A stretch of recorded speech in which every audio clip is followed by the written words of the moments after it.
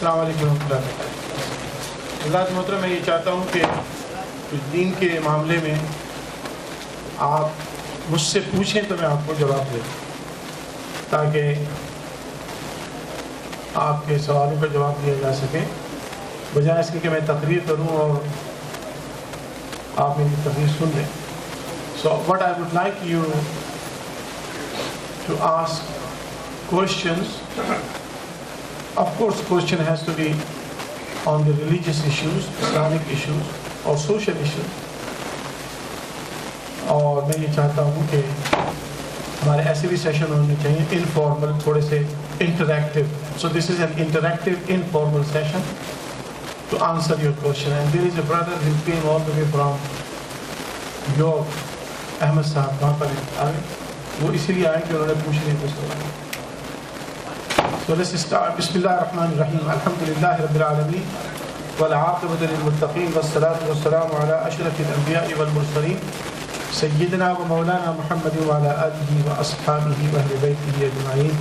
قال اللہ تبارک وتعالی فی شان حبیبہ ان اللہ وملائکتہ یصلون علی النبی یا ایھا الذین آمنوا صلوا علیہ وسلموا تسلیما.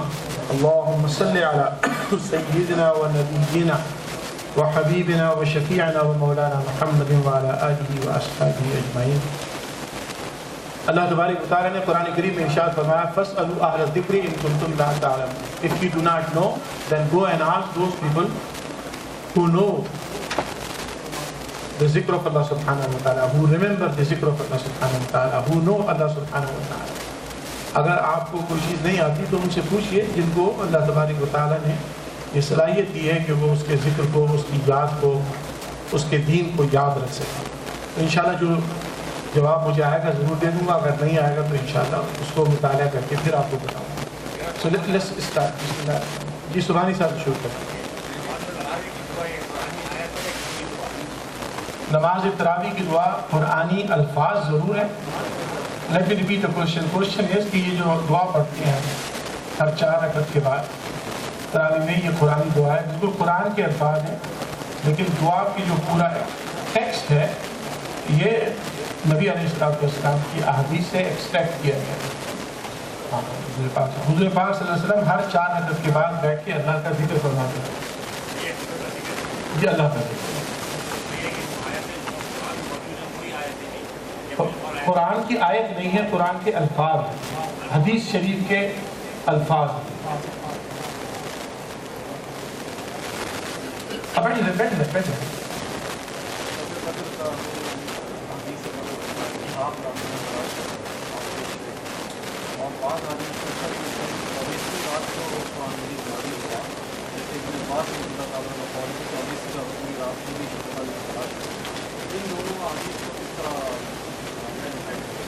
ہمارے محترم حافظ صاحب کا سوال یہ ہے کہ شب قدر کے حوالے سے مختلف قسم کی احادیث ملتی ہیں. Anybody who does not understand Urdu? Anyone? Everybody understand Urdu? اچھا ایک بات میں حافظ صاحب کے جواب دینے سے پہلے خواتین سے بھی میں یہ کہوں گا کہ آپ بھی سوال پوچھ سکتی ہیں اور دین آپ کو سیکھنے میں پیچھے نہیں رہنا چاہیے. تو our sisters, if they have question, daughters have any question, they can also ask. حافظ صاحب کا سوال یہ کہ شب قدر کے حوالے سے مختلف احادیث ملتی ہیں، اور بالکل صحیح ہے. شب قدر کے حوالے سے ہمیں 3 قسم کی مختلف احادیث ملتی ہیں. ایک حدیث جو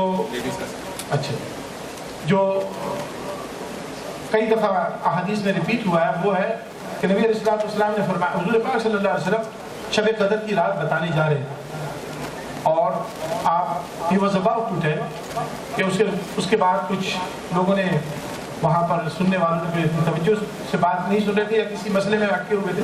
تو نبی علیہ السلام جب تشریف لائے تو آپ نے فرمایا کہ بھئی میں تم کو شب قدر کی رات بتانے جا رہا تھا، لیکن اللہ تبارک و تعالیٰ نے مجھے اس کو بلا دیا ہے. اب تم یہ کرو کہ شب قدر کو رمضان المبارک کے آخری عشرے میں تلاش کرو. تو حدیث ملتی ہے آخری 10 راتوں میں. You should find لیلۃ القدر during the last 10 nights of Ramadan. تو یہ آپ کو حدیث ملے گی کافی تواتر کے ساتھ. پھر احادیث یہ بھی آئیں گی، آپ نبی علیہ السلام نے فرمایا کہ ان کو طاق راتوں میں تلاش کرو، یعنی 21st 23rd 25th 27 and 29. ابن عباس رضی اللہ تعالیٰ عنہ کی جو آپ نے حدیث کوٹ کی کہ 24ویں رات، تو اس کے حوالے سے 27ویں شب کے حوالے سے بھی آتی ہے، 29ویں شب کے حوالے سے بھی آتی ہے، 25ویں شب کے حوالے سے بھی آتی ہے، اور 23ویں شب کے حوالے سے بھی آتی ہے۔ تو یہ مختلف احادیث کے ہیں، تو اس میں سب سے سیفسٹ اپروچ یہ ہے کہ آخری 10 راتوں میں پڑھی الحمدللہ آپ شب قدر کو مس کر ہی نہیں سکتے۔ You will never be able to miss Shab Qadr if you continue during the last 10 nights of اللہ تبارک و تعالیٰ کی عبادت، اس کے ذکر، اس کے فکر میں مشغول رہے۔ You cannot miss. So 10 راتوں میں for sure شب قدر۔ باقی کے حوالے سے جو اکثر صحابہ کرام کی رائے ہے اور اکثر علماء کرام کی رائے ہے، جس میں سیدنا امام اعظم ابو حنیفہ رضی اللہ تعالیٰ عنہ شامل ہے، آپ 27ویں شب کے حوالے سے آپ کو اکثریت ملے گی جس میں 27ویں شب کی بات کی گئی، تو وہ 24ویں شب کی بھی ہے۔ لیکن بہرحال بہتر یہ ہے کہ ایک اچھا مسلمان، سمجھدار مسلمان وہی ہوگا جو 10 راتوں کو ضائع نہ کرے اور 10 راتوں میں کرے، اب وہ 25 کو آئے یا 27 کو آئے۔ اب تو یہاں تو یہ ہے کہ بعض لوگوں نے جمعے کو روزہ رکھا تھا تو ان کی شب قدر تو ہم سے ایک دن پہلے ہو جائے گی، بعد میں ہفتے کو رکھا تھا تو ان کی شب قدر تو تھوڑا ڈسپیوٹڈ معاملہ ہو گیا۔ تو بہتر یہ ہے کہ 10 راتیں اللہ کو یاد کیا جائے، جتنی اللہ نے ہمت دی ہے، جتنی توفیق دی۔ دیکھیے میں آپ کو بار بار، ابھی میں احمد صاحب یہاں پر بیٹھے ہوئے ہیں، ان کے یہاں سے آ رہا ہوں، میں نے بھی وہاں یہ بات کہی ہے کہ آپ اس بات میں مت پڑے، خدا کے واسطے ہمیں الجھا دیا گیا ہے، جن چکروں میں ہمیں نہیں پڑھنا چاہیے تھا ہمیں ان میں ڈال دیا گیا، اور ہم پڑھے لکھے لوگ بھی اور بیچارے کم پڑھے لکھے لوگ بھی ان چیزوں پڑھ رہے ہیں کہ ہم ہر چیز کی بال کی کھال اور کھال کی بھی کھال نکالنے لگ گئے۔ اللہ تبارک و تعالیٰ کے رسول صلی اللہ علیہ وسلم نے فرمایا، اور اس کو یاد کر لیجیے، حضور نے فرمایا کہ اللہ تبارک و تعالیٰ نہ تمہاری صورتوں کو دیکھتا ہے نہ تمہارے اعمال کو دیکھتا ہے، وہ تمہاری دلوں کو دیکھتا ہے۔ ہم نے جو نمبرز کے اندر اور ایک فارمیٹ کے اندر جو چیزوں کو سمجھ دیا ہے نہیں ہے۔ اگر آپ 2 رکعت نماز پڑھ سکتے ہیں اور اللہ نے اتنی ہمت دی ہے تو 2 رکعت پڑھیں۔ اگر اللہ نے آپ کو پوری رات جاگنے کی ہمت دی ہے تو پوری رات جاگیے، لیکن جاگیے اس رب کی رضا کے لیے، for the sake of اللہ سبحانہ و تعالیٰ۔ اس میں جب آپ پڑھیں گے تو انشاءاللہ العزیز تھوڑی سی عبادت بھی بہت بھاری ہوگی۔ تو انسان کی نیت صحیح ہونی چاہیے، انسان کی ارادہ صحیح ہونا چاہیے، کیونکہ اللہ تبارک و تعالیٰ دلوں کو دیکھ رہا ہوتا ہے کہ یہ بیچارہ دکھانے کے لیے پڑھ رہا ہے کہ تفریح کے لیے پڑھ رہا ہے کہ رات کو اس نے سحری کے چکر میں پڑھ رہا ہے۔ اور اگر آپ نے اللہ کے لیے کی رضا کے لیے رسول اکرم صلی اللہ علیہ وسلم کی سنت کی اتباع میں پڑھا ہے تو انشاءاللہ عزیز کم بھی زیادہ ہو جائے گا، اور اگر انسان نے دکھاوے کے لیے پڑھا ہے تو زیادہ کم ہو جائے گا۔ اللہ تعالیٰ ہم سب کی بات کریں۔ Any other question? جی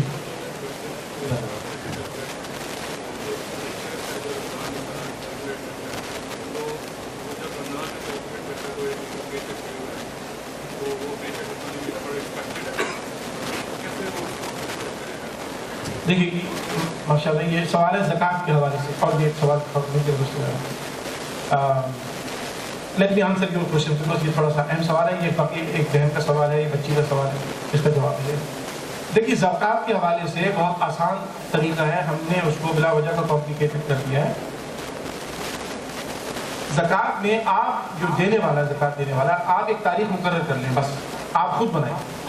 رمضان کی 27ویں شب فار ایگزامپل، پہلا روزہ، 30واں 29واں روزہ، جو بھی چاہ کرنا ہے، آپ ایک تاریخ مقرر کریں، پھر اس تاریخ پر قائم رہیں، چینج نہیں کرتے۔ اس تاریخ سے آپ کا سال شروع ہوگا یا ختم ہوگا، ٹھیک ہے؟ تو آپ اس تاریخ تک جو بھی اب آپ نے تاریخ بنایا، آربیٹریلی بنا لیں، جو بھی بنا لیں، لیکن جب بنانے کے بعد پھر اس پر قائم رہیں، اس کو چینج نہ کریں، آگے پیچھے نہ کریں۔ اور اس تاریخ تک آپ کے پاس جو انویسٹمنٹس اور سیونگز ہیں، اگر اس انویسٹمنٹ اور سیونگ کی ویلیو 7.5 تولے سونے کے برابر یا اس سے زیادہ، سمجھ گیا؟ بس سمپل سا بات ہے، تو آپ زکوٰۃ نکال دیں گے 2.5%۔ اب وہ جو چیک آیا نہیں آیا وہ آپ اس تاریخ سے دیکھیں۔ اگر وہ جو چیک آپ کا آنے والا ہے یا آپ کے پاس جو پیسے آنے والے ہیں اور وہ آپ کے پاس سیونگ نہیں آئے گی، سب سے پہلے تو آپ کو جو زکوٰۃ دینی ہے وہ پیسہ آپ کے پاس 1 سال ہو، وہ انویسٹمنٹ آپ کے پاس 1 سال سے جمع ہو، it has to be accumulated, یا اس کا جیسے بعض لوگوں کی تھوڑی فلکچویشن ہوتا رہتی ہے، اس کی ایوریج نکالنا۔ تو سال کے بعد زکوٰۃ واجب ہوتی ہے، فرض ہوتی ہے، تو اس کے بعد تو اس تاریخ سے آپ سیدھا سیدھا کاؤنٹ کریں۔ اب وہ آپ کا جو پیسے آنے ہیں اور وہ آپ کے پاس ہیں اور وہ اس کی تاریخ کے بعد ہیں، اگلے سال نکالو، اس سے پہلے بس وہ تاریخ مقرر کر لیں۔ ہر شخص کو چاہیے کہ تاریخ مقرر کرے، پھر اس تاریخ پر ہر سال آپ زکوٰۃ نکال دیا کریں۔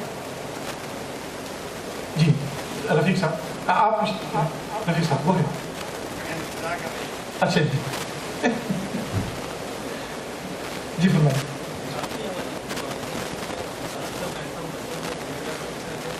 جزاک اللہ. ہمارے بھائی صاحب کا ساتھ ہو گیا. بھائی صاحب کا سوال یہ ہے کہ زکوٰۃ کا پیسہ مسجد میں استعمال ہو سکتا ہے؟ دیکھیے زکوٰۃ کا پیسہ مسجد میں نہیں لگ سکتا، یہ یاد رکھیے. زکوٰۃ کے جو مصارف ہیں وہ اللہ تبارک و تعالیٰ نے قرآن میں بیان فرمایا. ان مصارف کے علاوہ مولوی صاحب کو اگر مسجد بنانی ہے اور زکوٰۃ کا پیسہ لگانا ہے تو یہ مولوی صاحب کی بہت بڑی پرابلم ہے. میں جو قرآن کے مطابق، ہماری بھی مسجد الحمدللہ، اس میں زکوٰۃ کا پیسہ نہیں لگ سکتا، بالکل نہیں سکتا. نمبر 1. اب پوری بات سن لیجیے میری. ہم جو کرتے ہیں یہاں پر الحمدللہ کیلگری میں بھی مساجد ہے ہماری، مونٹریال میں بھی ہے، اس کا طریقہ یہ ہوتا ہے کیونکہ زکوٰۃ کا پیسہ مدرسے میں لگ سکتا ہے. مسجد کی کنسٹرکشن میں، مسجد کے در و دیوار میں، اس میں نہیں لگ سکتا پیسہ. تو وہ جو زکوٰۃ کا پیسہ یہاں آپ دیتے ہیں، مطلب آپ اس مسجد کے اندر دیتے ہیں، اس کا پیسہ ہم مدرسے کے اوپر لگا سکتے ہیں، مدرسے کے لیے خرچ کر سکتے ہیں. یا پھر جو غریب غربا جو اس مسجد کو اپروچ کرتے ہیں، مجھے معلوم ہے ہماری انتظامیہ کے لوگ جانتے ہیں، ہم ان کو اس زکوٰۃ اور خیرات اور صدقے کے جو پیسے اس میں سے اس کی مدد. تو زکوٰۃ کا پیسہ مدرسے پر تو ضرور لگ سکتا ہے، مسجد کے اندر اس کو لے جائے. جی میں نے بھائی بھی عرض کیا، ان کا سوال یہ ہے کہ گھروں میں جو خواتین کے پاس زیور ہوتا ہے اس میں کتنی اماؤنٹ زیور کی ہوتی ہے، اس میں زکوٰۃ لگتی ہے، زکوٰۃ فرض ہو جاتی ہے، دینی پڑتی ہے. تو میں نے وہی سیدھا سیدھا فارمولہ ہے. مطلب دیکھیں وہ زیور جو خاتون گھر میں روز مرہ کے استعمال میں لاتی ہے، جو ڈیلی روٹین میں آتا ہے، مطلب میں آپ کو مثال دیتا ہوں، میری بھی الحمدللہ بیوی ہے، میری بھی بچی ہے، تو مطلب ہاتھ کی چند جوڑیاں، چند جوڑیاں، یہ تھوڑی ہے کہ وہ جناب پورے وقت سونے سے لگی رہے گی، ہر وقت نہیں ہوتے. تو مطلب ایک نت ہو گئی، ہاتھ کی جوڑیاں ہو گئی، بالیاں ہو گئیں، جو انسان ٹاپس ہو، جو آپ خاتون روزانہ پہنتی ہیں، ڈیلی استعمال کرتی ہیں یا بہت فریکوینٹلی استعمال ہوتی ہے، لیٹ می پٹ دس، تو اس کو تو نکال دیجیے جو آپ کے روزانہ پہنتے. باقی جو زیور ہے جو کبھی کبھار وہ پہنتی ہیں اور وہ ایک طرح سے آپ کی انویسٹمنٹ ہے، تو اس کے اوپر آپ کو زکوٰۃ نکالنی پڑے. 7.5 تولے، اگر 7.5 تولے یا اس سے زیادہ ہے تو، اگر وہ اس سے کم ہے تو پھر پڑے گا. ایک سوال لیکن میں ہے، آپ پوچھ لیں.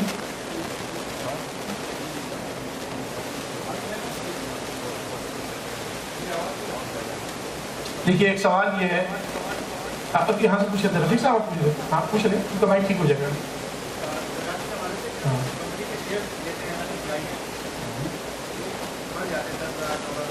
شیئر سے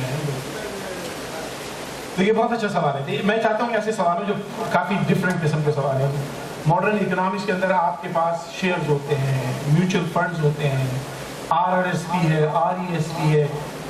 یہ سوال آپ پوچھیے تو زیادہ اچھا ہے، کیونکہ یہ آپ کو بہت کم لوگ بتائیں گے. دیکھیے تو لیٹ می اسٹارٹ. انہوں نے خالی اسٹاکس کا پوچھا ہے، میں آپ کو چاروں چیزوں کو بتا دوں. دیکھیے اسٹاکس جو ہے وہ آپ کا انویسٹمنٹ ہے، اس میں اس کے 2 طریقے ہیں آپ زکوٰۃ نکال سکتے ہیں. دونوں میں سے دونوں آپ صحیح ہیں. ایک تو طریقہ یہ ہے کہ آپ جس وقت آپ زکوٰۃ کی نکالنے کی جو تاریخ آپ نے بنائی ہے اس وقت دیکھیے کہ آپ کے پاس وہ اسٹاکس کی ٹوٹل ویلیو کیا ہے اور زکوٰۃ نکال دیجیے پورے سال کے بعد اس کی جو آپ. ایک تو بڑا آسان طریقہ ہے. دوسرا طریقہ یہ ہے کہ کیونکہ وہ فلکچویٹ ہوتا رہا تو آپ کے پاس جو ایوریج، یا اس میں سے آپ نے کچھ خرچ کر دیے بیچ میں پھر آ گئے، تو وہ جو ایوریج آپ نکال رہے ہیں پورے سال میں جو فلکچویشن ہونے کے بعد اس ایوریج کے اوپر آپ زکوٰۃ نکال رہے ہیں. یہ آپ کی انویسٹمنٹ، یہ آپ کی زکوٰۃ ہوتی ہے. لیکن اس کو نکالیں اس وقت جو تاریخ آپ نے مقرر کی ہے اس تاریخ پہ. سملرلی میوچل فنڈز ہیں، اس پہ بھی یہی اصول استعمال ہوتا ہے. RESP کا سن لیجیے. RESP پہ زکوٰۃ نہیں ہے اگر آپ وہ پیسہ بچوں کی تعلیم پر خرچ کریں جو اصل میں ہونا چاہیے. RESP ہے ہی بچوں کے لیے، ان کی ایجوکیشن کے لیے، لیکن ماں باپ خرچ کر دیتے ہیں. اللہ تعالیٰ رحم کرے، کسی کی مجبوری ہوتی ہے، میں اس پہ کوئی بات نہیں کر رہا. تو اگر وہ پیسہ RESP وہ جو بچوں کی ملکیت ہے تو اس کے اوپر آپ زکوٰۃ نہیں دیں گے، کیونکہ وہ بچے نے اپنی ایجوکیشن پہ اس کو لگا دیا. RRSP جو ہے، جو آپ کی اپنی ریٹائرمنٹ سیونگز ہے، اس کے اوپر بھی آپ 2 طریقے ہیں. ایک تو یہ اگر RRSP آپ کی لاک ہے جو آپ نکال نہیں سکتے اور وہ جب آپ ریٹائر ہوں گے تبھی آپ نکالیں، تو اس پر زکوٰۃ اس وقت نکالیں جب آپ اسے کیش کریں. جب آپ کے پاس آ جائے گی، کیونکہ ابھی آپ کے اختیار میں ہے ہی نہیں، تو آپ کے پاس ہے نہیں. اب جب آپ وہ نکالیں گے اور جب آپ کے پاس آ جائے گی تو اس کے اوپر آپ زکوٰۃ نکال دیں. ایک یہ طریقہ ہے.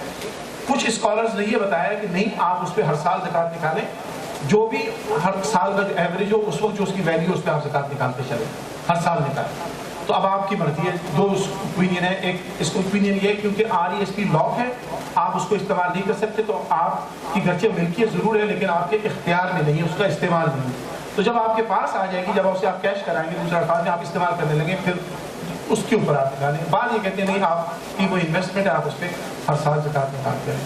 تو اب دو اسکول آف تھاٹ ہیں اس معاملے میں.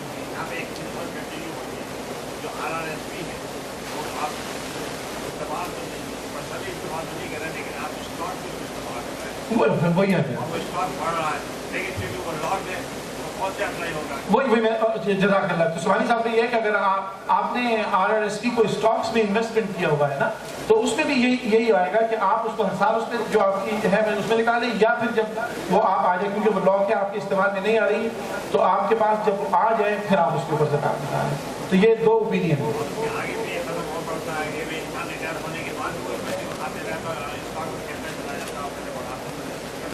اچھا ہاں، اب دیکھیے یہ انہوں نے سوال کی. اب یہاں پر آ جاتا ہے معاملہ نیت کا.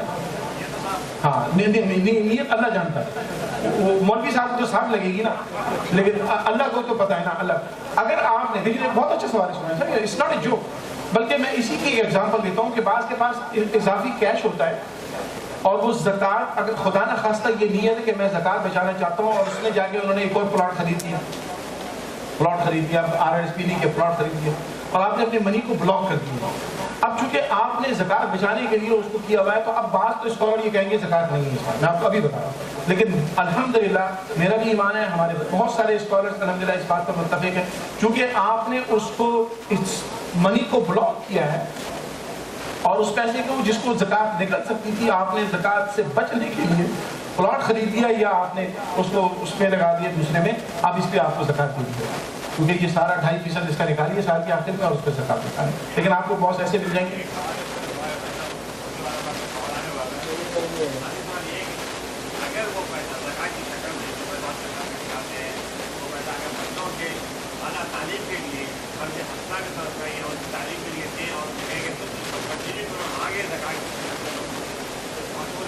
دیکھیے آپ نے وہ جو آپ نے زکوٰۃ نکالی ہے اور بچوں کی ایجوکیشن پہ لگا رہے ہیں، تو زکوٰۃ کا تو ایک مصرف یہی ہے کہ بچوں کی، یتیموں کی، مسکینوں کی، ضرورت مندوں کی مدد کی جائے. تو وہ تو بڑا اچھا استعمال. آپ قرض حسنہ کا جو اگر آپ نے سلسلہ شروع کر دیا ہے آگے، ہاں وہ تو پھر وہ خود نکالے گا نا، جب اس قابل ہو جائے گا تو اس کے اپنے پیسے ہو جائیں گے. جی آپ کچھ بتائیں. جی ہاں دیکھیے اس، ہاں اچھا دیکھیں، اگر آپ ٹریڈ کسی کے لیے کر رہے ہیں، آپ کے انویسٹرز ہیں یا آپ کا اپنا ملکیت ہے، تو آپ بالکل ہوتا ہی ہے نا کہ آپ نے سال کے آخر میں اس کی ویلیو نکالنی، کہ آپ کے پاس اس کی ٹوٹل انویسٹمنٹ اور سیونگز کتنی ہو. ایکسپینسز نکالنے کے بعد جو آپ کا نیٹ بن جائے گا اس کے اوپر آپ زکوٰۃ نکال دیں. چاہے آپ بزنس کرتے ہیں، تو میں نے اس کو کہا تھا، اس کا طریقہ یہ ہوتا ہے کہ آپ ایوریج نکال لیں پورے سال کا کیا بنتا ہے. اگر وہ 2.5%، سوری 7.5 تولے سونے کی ویلیو سے برابر یا اس سے زیادہ بنتا ہے، تو اس پہ آپ زکوٰۃ نکالیں. اس لاس پہ تو زکوٰۃ نہیں. ہاں وہ تو گین کریں گے. اگر آپ گین کر رہے ہیں اس پہ آپ کو اتنا پروفٹ ہوا ہے کہ آپ اس پروفٹ کی ویلیو جو ہے وہ آپ کے، یا آپ کی ٹوٹل جو اس کی انویسٹمنٹ ہے اس کی ویلیو صاحب نصاب ہونے سے کے برابر یا اس سے زیادہ ہے، تو زکوٰۃ نکالیں گے. اگر لاس ہو گیا ہے اور آپ کے پاس پیسہ بچا ہی نہیں ہے، جو پیسہ ہے ہی نہیں، تو اس پہ زکوٰۃ کس بات ہے؟ تو اگلے سال جو آئے گا اس میں سے نہیں دیں گے. جی میں جی ہاں نہیں، وہی تو میں نے کہا، وہ ایک تاریخ بنانا ضروری ہے.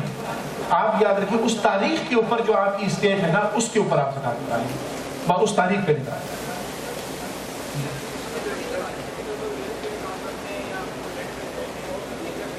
دیکھیے بہت اچھا سوال ہے عثمان صاحب کا. جو پراپرٹی ہے، جو رینٹ، آپ کے مکان پہ پھر زکوٰۃ نہیں ہے، رینٹ کی انکم پہ زکوٰۃ ہے.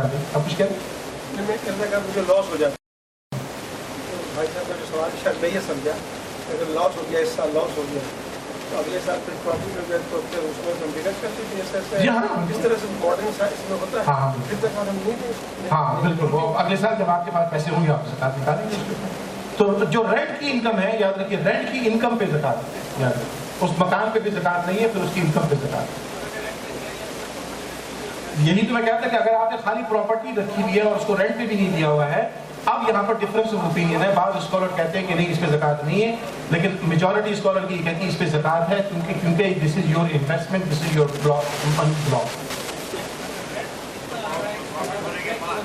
ایک منٹ، بہت اچھا سوال کیا ہے۔ اگر رینٹ اتنا آ رہا ہے کہ آپ اس سے مارگیج پیمنٹ کر رہے ہیں اور آپ کی انکم نہیں ہے، تو پھر اس پہ کیسے زکات ہے؟ آپ کے پاس بچے ہی نہیں وہ کہ آپ نے لون پیمنٹ کرنا۔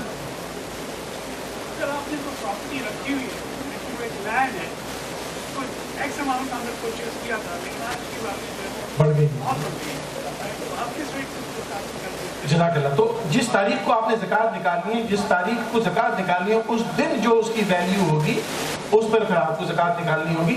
لیکن میں نے دوبارہ پھر بتا دوں کہ بعض اسکالر یہ کہتے ہیں کہ جو لینڈ ہے اس پہ آپ زکات نہیں دیں گے، اس کی انکم پہ زکات دیں گے، لیکن بعض اسکالر یہ کہتے ہیں کہ آپ نے اس کی ویلیو پہ بھی زکات نکالنی ہے۔ چلیں یہ سوال کافی سارے آگے خواتین کے بھی جواب دے دوں۔ اب یہ نوعیت بدل گئی سوال کی، بالکل ڈفرینٹ سوال ہے۔ زکات کے اوپر کوئی اور سوال؟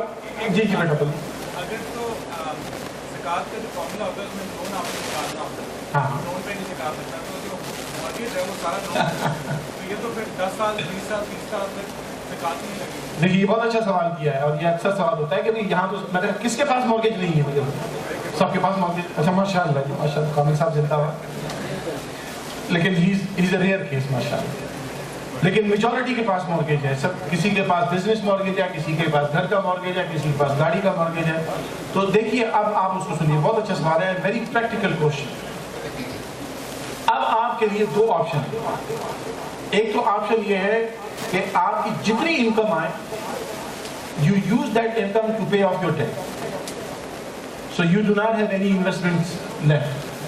mortgage کی طرف پیمنٹ جا رہی ہے، ساری جا رہی ہے، you have nothing in the bank left. آپ کی کوئی انویسٹمنٹ نہیں ہے سوائے اس کے کہ جو آپ نے زمین لی ہوئی اور اس کے لون کی پیمنٹ کر رہے ہیں۔ جب آپ کے پاس کوئی چیز نہیں بچی تو پھر اس پہ زکات نہیں۔ لیکن ہمارا لائف اسٹائل ڈفرینٹ ہے، ہم نے مارگیج بھی لی ہے اور پھر ہم پیسے بینک میں بھی جوڑتے ہیں، ہمارا انویسٹمنٹ بھی ہے، ہمارے ویکیشنز بھی ہیں، ہم نے تو جناب ڈزنی لینڈ بھی جانا ہے، ہم نے تو پاکستان بھی جانا ہے، ہم نے تو بنگلہ دیش بھی جانا ہے، ہم نے تو انڈیا بھی جانا ہے۔ تو جب ہمارا لائف اسٹائل ڈفرینٹ ہے، یہ لائف اسٹائل نبی علیہ السلام کے زمانے میں ہے، تو آپ کا اب مارگیج جو ہے نا وہ اب آپ نے زبردستی مارگیج تو ہے ٹھیک ہے ہمارے لائف، لیکن آپ نے اس کو پے آف کرنے کی بجائے آپ نے اس کی آپ نے سیونگ بھی کر رکھی ہے، تو اب وہ لون کی وجہ سے آپ قرض دار نہیں ہے، وہ آپ نے اس سیونگ کے اوپر زکات دینی پڑے گی۔ بالکل صحیح ہے، لیکن اگر آپ نے وہ سیونگ اپنے گھر میں ڈال دی پھر تو نہیں دینی پڑے۔ ہاں اگر آپ نے اس کو ٹورڈز لون پیمنٹ لگا دی ہے پھر دن نہیں۔ اگر آپ نے نیت کر دی اور وہ جب آپ نے پے کرنا ہے اس سے آپ کے پاس پڑی ہے، لیکن 15 دن بعد وہ گھر کی پیمنٹ چلی جائے گی، ایک مہینہ بچتا ہے۔ اب آپ یہ انہوں نے یہ کہا ہے کہ 15 دن کے بعد اگر وہ جو پیسے ہیں وہ گھر کی پیمنٹ میں چلی جائے گی، اگر جو تاریخ بتائیں گے، اس لیے میں کہتا ہوں تاریخ بتائیں گے، اگر اس تاریخ تک وہ پیسے آپ کے پاس ہیں اور آپ کی ملکیت ہے تو پھر تو آپ اس پہ زکات نکالیں، اور اگر وہ آپ کی ملکیت نہیں ہے، کسی اور کے پیسے ہیں، مطلب آپ نے کہا یہ تو بینک کو میں نے دینا ہے، بینک کی امانت ہے میرے پاس، تو پھر آپ زکات نہیں نکالیں۔ If that is your money and you need to pay off within few days تو پھر نہیں نکالیں، لیکن اگر وہ آپ کی ملکیت ہے پھر آپ کو اس کی زکات نکالنی پڑے گی۔ بینک کو بتا دیے کتنے پیسے بھیجنے ہیں، لیکن وہ ایک مہینہ لگے گا پروسیس۔ ہاں اس سے کوئی فرق پڑتا، پھر تو اس کا وہ تو پروسیسنگ پہ۔ اچھا جی، پہلا سوال جو یہ خواتین کی طرف سے آیا ہے یہ بڑا ڈفرینٹ سوال ہے۔ کہتے ہیں جناب کیا یاری مدد کرنا جائز ہے؟ مہربانی قرآن و سنت کی روشنی میں جواب دیں۔ تو دیکھیے یاری مدد کہنا جو ہے وہ اس کے لیے آپ اس کو یہ سمجھیے کہ آپ کو سب سے پہلے یا اللہ مدد کا کانسیپٹ سمجھ میں آنا چاہیے۔ یہ چیز جو ہے یہ جسے کہتے ہیں نا تشبیہات میں سے ہے، متشابہات میں سے ہے۔ اگر انسان کو یہ بتاؤ کہ اللہ کیسے مدد کرتا ہے تو پھر اس کو یاری مدد سمجھ میں آ جائے گی۔ اگر اس کو یہی نہیں بتاؤ کہ اللہ کیسے مدد کرتا ہے تو یاری مدد پھر سمجھ میں نہیں آئے گی، یہ سمجھ میں نہیں آئے گی۔ اللہ تبارک و تعالیٰ کیسے مدد کرتا ہے یہ ہمیں سمجھ میں آنا چاہیے۔ جب یاد رکھیے اللہ تبارک و تعالیٰ ہماری رگ جان سے قریب اور وہ انسان کی اپنی مخلوق کی مدد فرماتا ہے جب اس کو پکارا ہے۔ جب ہمیں اللہ تعالیٰ کی بارگاہ میں التجا کرتے ہیں تو وہ مدد فرماتا ہے. اب مدد, اللہ کی مدد کیسے آتی ہے یہ بتائیے. کسی جنگل میں, کسی ہائی وے کے اوپر, کسی کی جگہ موٹر آپ کی گاڑی خراب ہو گئی اور وہاں پر آپ کی کوئی مدد کرنے والا نہیں ہے, تو آپ اللہ کو پکارتے ہیں. اللہ تبارک و تعالیٰ مدد فرماتا ہے. کیسے مدد فرماتا ہے؟ خدا خود تو نیچے نہیں آ جاتا کہ چلا آ جا بیٹا میں تجھے تیری گاڑی میں دھکا لگا. اللہ تبارک و تعالیٰ تو ان چیزوں سے پاک ہے. اللہ تبارک و تعالیٰ کی کوئی شکل نہیں ہے, اللہ تبارک و تعالیٰ کا جسم نہیں ہے. اللہ تبارک و تعالیٰ خود آ کے نہیں کہتا کہ چل بھائی. اللہ تبارک و تعالیٰ کسی کو بھیجتا ہے, کسی کے دل میں ڈالتا ہے, اور وہ انسان آپ کی مدد کرتا ہے. یہ مدد جو انسان کر رہا ہے یہ اصل میں اللہ ہی کو بھیجے گی. سمجھ گئے آپ؟ تو اس کو یہ اللہ تعالیٰ کی مدد, ہمیں کنفیوژن اس لیے ہوتا ہے کہ ہمیں یا اللہ مدد کا کانسیپٹ نہیں معلوم. تو یا اللہ مدد تو بہت بات کی چیز ہے, بہت بات کی چیز ہے. ہمیں پتہ ہونا چاہیے اللہ کیسے مدد کرتا ہے. اللہ تبارک و تعالیٰ مدد کرتا ہے اپنے اسباب کے ذریعے. وہ مسبب ہے, وہ مسبب ہے, وہ مسبب اسباب استعمال کرتا ہے. اور اسباب کے لیے وہ آدمی کو بھیج دے گا, کسی کی ساتھی کو بھیج دے گا, کسی انسان کو بھیج دے گا. نہیں آپ کو ایک تو یہ سمجھ میں آ گئی. تو اللہ کی مدد سبب کے ذریعے آتی ہے. اب کسی نے یعنی مدد کہہ دیا, یا رسول اللہ صلی اللہ علیہ وسلم مدد کہہ دیا, تو یاد رکھیے اصل مدد تو آئے گی اللہ کی طرف سے. لیکن جس انسان کو جس سے محبت ہوتی ہے, اللہ تبارک و تعالیٰ جس سے محبت کی جاتی ہے اس کی ذریعے آپ کی مدد فرماتا ہے.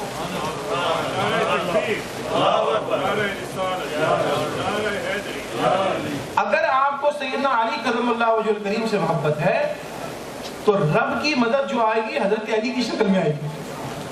اگر آپ کو حضرت عبد القادر جیلانی غوث پاک سے محبت ہے تو رب کی مدد آئے گی حضرت غوث پاک کی شکل میں آئے گی. اور اگر آپ کو محبت اپنے ابو سے ہے تو اللہ تعالیٰ آپ کے والد کی شکل میں آپ کی مدد فرمائے گا. اور اگر اپنے پیر سے ہے تو اللہ آپ کے پیر کی شکل میں آپ کی مدد فرمائے گا. اللہ تبارک و تعالیٰ کی مدد کسی شکل میں آتی ہے, اور وہ شکل اسباب کی ہوتی ہے. وہ مسبب ہے, اس کی کوئی شکل نہیں, اس کی مدد کی شکل ہے, اور یہ اس طرح سے ہوتی ہے. تو یعنی مدد اگر انسان یہ رکھے کہ حضرت علی میری مدد کر سکتے ہیں اللہ چاہے نہ چاہے, تو یہ شرک ہے اور یہ کفر ہے. سمجھ لیجیے یہ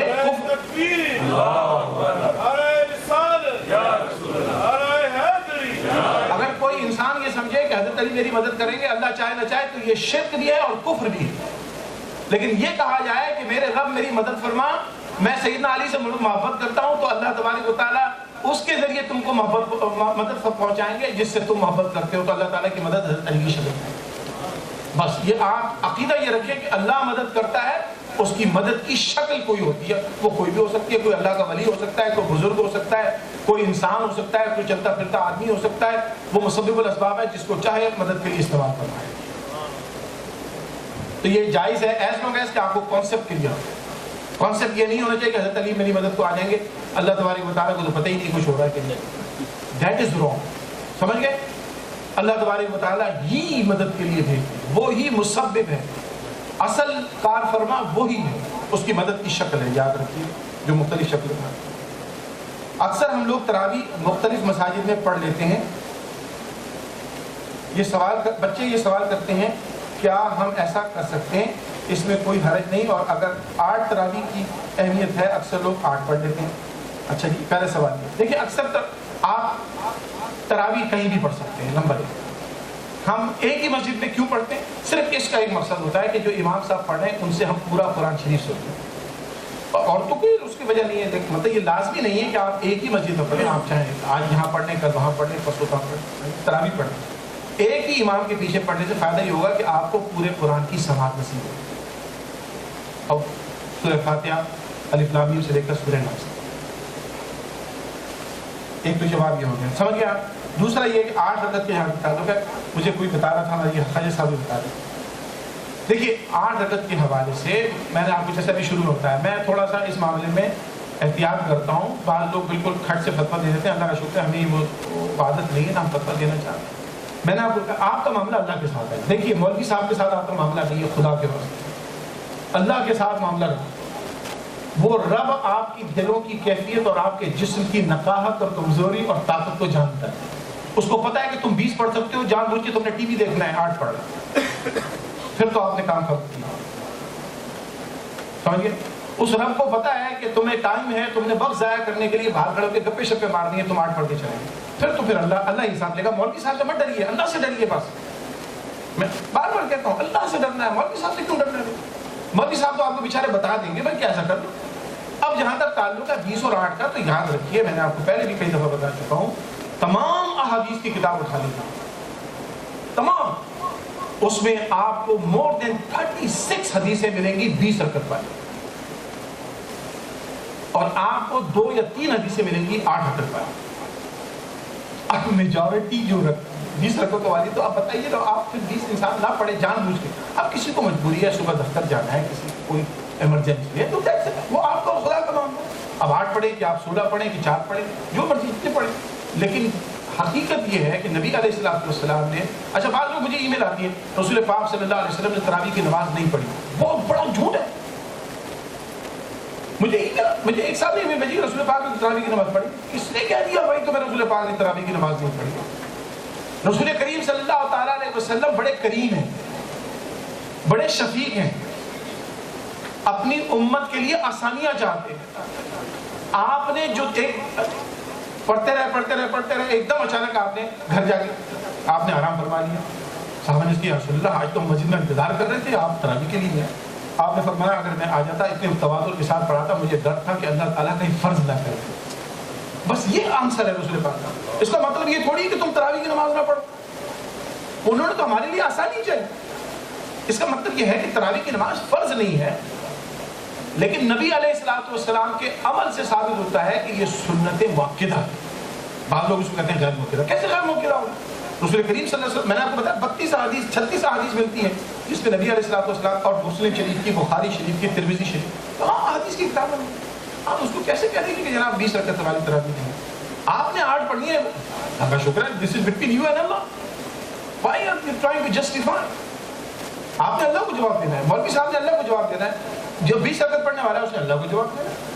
ہاں یہ ضرور نہیں ہونا چاہیے کہ 20 رکعت والے 8 رکعت پڑھنے والوں کو کہیں تم گندے آدمی. نہیں, یو نیور نو کہ اس کی بیچاری کی کیا مجبوری ہے, اس کو جانا ہے, اس کو بیمار ہے, تکلیف ہے, اللہ نے اس کو 8 کی توفیق دی, 8 پڑھ.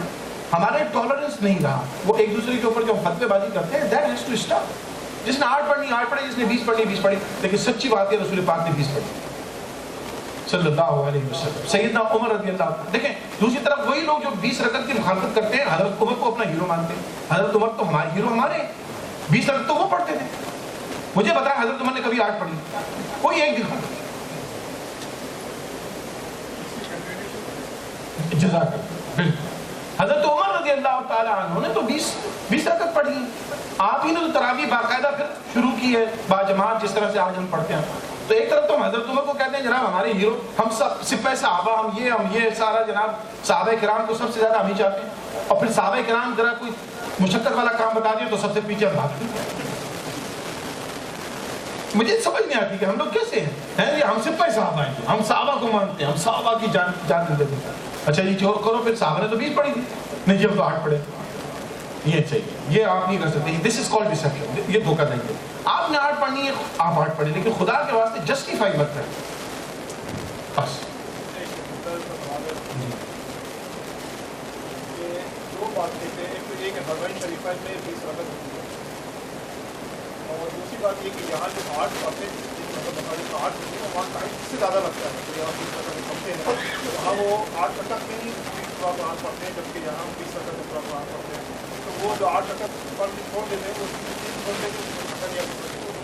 وہ فالو کر رہے ہوتے ہیں کہ آج ہی پڑھ. ہاں بس انہوں نے 8 ہی پڑھنی ہے اور باقی حدیثیں نظر نہیں آ رہی. اچھا دوسری بات ہے کہ لفظ تراویح دیکھیں آپ عربی ماشاء اللہ, ہماری ابراہیم صاحب چلے گئے. اچھا ماشاء اللہ, چلیے تو ماشاء اللہ سمجھتے ہیں ان چیزوں کو.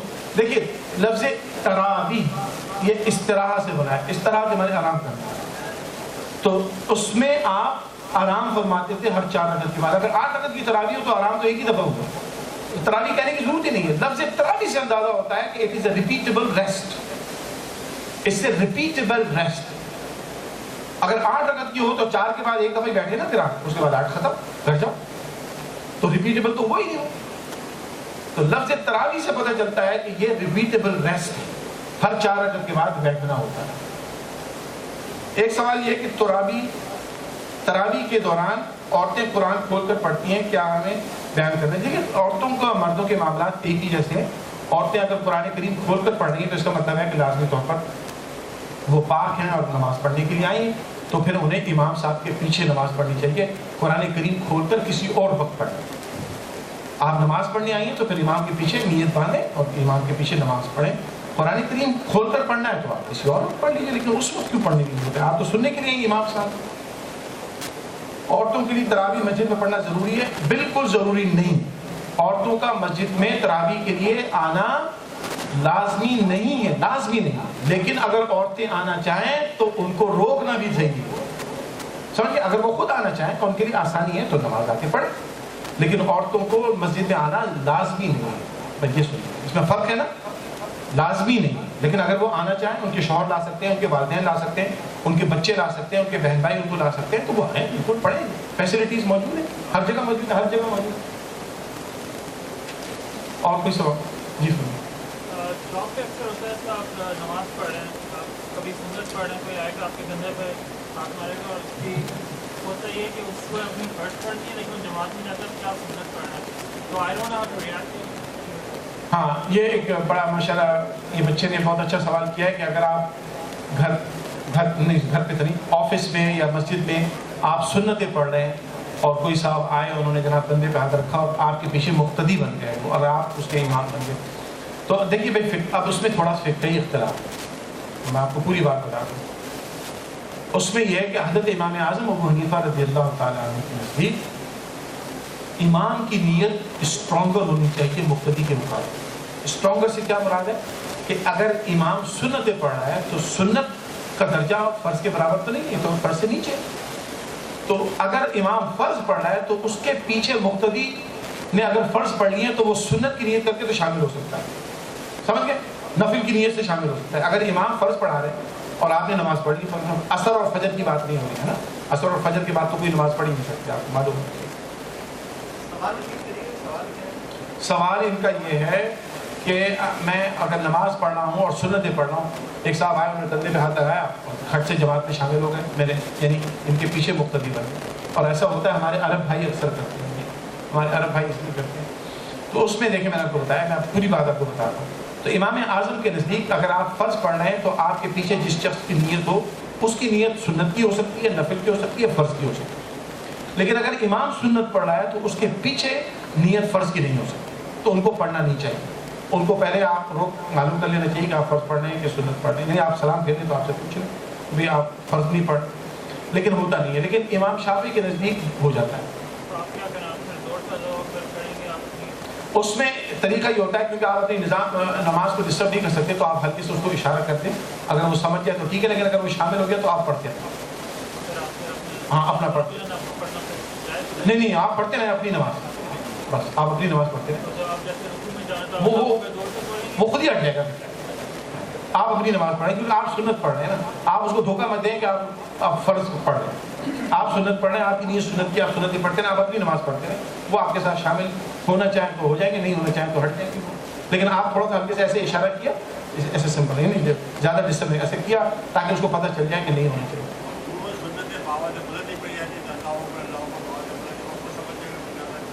ہاں مطلب آپ اپنی نماز پڑھتے ہیں. جی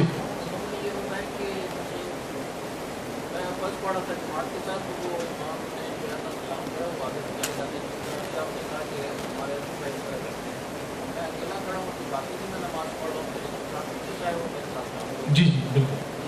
یہ ہاں ان کا بھائی کا مورلیس یہی سوال تھا، ان کا بچے کا بھی، کہ وہ جو شامل ہو جاتے ہیں نا، اگر آپ فرض پڑھ رہے ہیں نا تو پھر تو کوئی حرج نہیں ہے کہ وہ پھر آپ کو امام بنا سکتے ہیں. لیکن اگر آپ سنت پڑھ رہے ہیں تو پھر آپ امام نہیں بن سکتے، اس لیے کہ اگر وہ فرض پڑھنا چاہتے ہیں. لیکن اگر وہ بھی سنتیں پڑھ رہے ہیں، نفل پڑھ رہے ہیں فار ایگزامپل، پھر کوئی حرج نہیں، وہ نفل نماز ہو جائے گی. ہاں بالکل. مطلب آپ امام ہیں آپ، لیکن آپ فرض نہیں پڑھ رہے، سنت پر فرض پڑھنا ہے تو پھر ان کو بھی آپ کے پیچھے میں شامل ہوں گے سنت کی نیت سے یا نفل کی نیت سے یا فرض کی نیت سے. اگر آپ سنتیں پڑھ رہے ہیں پھر نہیں کر سکتے. ہاں جی بیٹا بولیے. یس جی.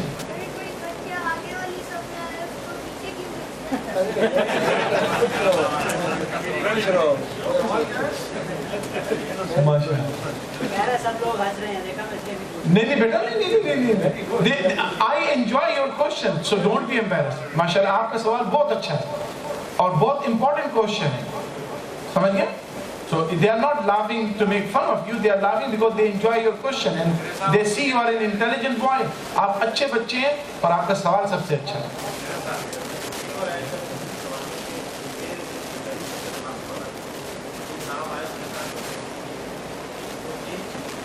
हाँ देखिए, उसमें अब नबी अलैहिस्सलाम के ज़माने में और आज भी ज़माना रसूल पाक का ही है, लेकिन हुजूर के ज़ाहिरी हयात तय्यबा में याद रखिए, नबी अलैहिस्सलाम जब नमाज इमामत फरमाते थे तो उसमें बड़े लोग, मैंने मर्द हज़रात आगे, फिर उसके पीछे बच्चे और फिर उसके पीछे औरतें होती। ये नबी अलैहिस्सलाम की जवाब का स्ट्रक्चर होता है, पहले एल्डर्स, फिर बच्चे, फिर औरतें। आज देखिए, अब सूरत हाल हमारी थोड़ी सी डिफरेंट है। जो बच्चे हों, मैं उनको ये कहता हूँ कि बच्चे इमाम के पीछे तो राइट आफ्टर बिसाइड इमाम तो नहीं होना चाहिए। इसलिए नहीं होना चाहिए, उसकी वजह है, उसकी वजह ये नहीं कि वी डोंट लाइक चिल्ड्रन। बच्चा, आपको उर्दू समझ में आ रही है या मैं इंग्लिश बोलूँ? उर्दू आती है, ठीक है, तो आप भी, मैं आपके लिए बोल रहा हूँ। तो अगर आप बिल्कुल पीछे खड़े होंगे तो आप उसकी एक वजह है, फिक्र ही वजह है उसकी है। वजह उसकी ये है कि खुदा ना खास्ता अगर इमाम को इमरजेंसी हो जाए और इमाम को अपनी नमाज छोड़ के जाना पड़ जाए, और उसके मसाइल हैं, अगर आप कहेंगे तो मैं आपको समझा दूँ, तो पीछे वाला जो होगा वो इमाम की जगह आ जाएगा और इमाम चाहते चल जाएगा। तो पीछे ऐसा आदमी खड़ा हो जो इमाम का कायम मकाम बन सके, समझ गया? उसकी बुनियादी वजह है। तो बच्चों को बेटा, अगर आपने खड़ा होना है ना पहली सब में, तो साइड में खड़े हो जाएगा, क्योंकि इमाम के पीछे जो है ना वो लोग आए जो अगर इमाम को इमरजेंसी में कहीं जाना पड़ जाए, बाहर जाना पड़ जाए, he has to break his नमाज because of XYZ reason, there could be so many, तो उनके पीछे जो है ना, फिर आप तो बेटा नमाज नहीं पढ़ा सकते ना, आप तो छोटे बच्चे, तो आप थोड़ा अगर अगले सब में भी खड़ा होना तो बिल्कुल ज़रा साइड में खड़े होना, उसमें कोई। लेकिन मैं देखिए, बच्चे ने जो सवाल किया ना, मैं इसलिए खुश हुआ हूँ कि इसका एक बड़ा अहम है। देखिए, हम इस सोसाइटी में रह रहे हैं, इस सोसाइटी में बच्चों को अगर आप अपने साथ नहीं रखेंगे ना, तो वो बच्चे थोड़े से आइसोलेट फील करते हैं। तो मैं ये पेरेंट्स से कहूँगा कि जब आप खड़े हों तो अपने बच्चों को अपने साथ रखें। तो आप अगर बच्चों को साथ लाएं तो आप खुद थोड़ा सा साइड में हो जाएं, ताकि बच्चे आपके साथ इत्मीनान के साथ खड़े हों।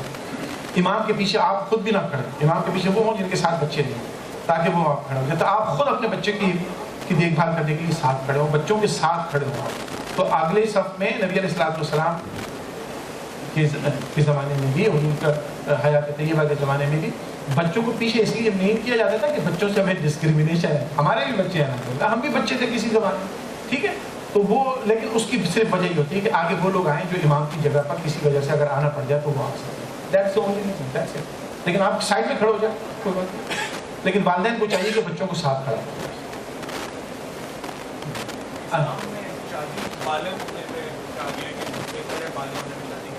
बात बालिगी की होती है, लेकिन आज के ज़माने में आपकी डिग्रीज ही 25 साल की उम्र में खत्म होती है, ये प्रैक्टिकल कैसे?